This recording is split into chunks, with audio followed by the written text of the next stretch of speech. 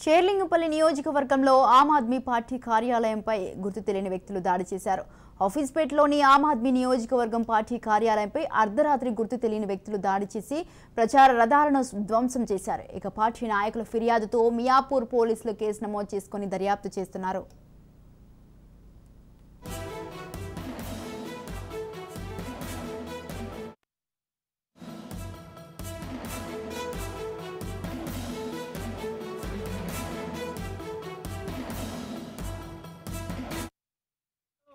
आज देख सकते हैं आप लोग यहाँ पे आम आदमी पार्टी के ऑफिस के ऊपर यहाँ पे कुछ लोग इतना हमला कर देके गाड़ी को डैमेज कर दिए, गाड़ी फोड़ दिए, वहाँ पे झंडे तोड़ दिए, यहाँ पे जो स्पीकर्स पूरा फोड़ देके गाड़ी की हालत करे, यहाँ तक के हमारे देश का झंडा है, झंडे को भी तोड़ दिए हैं।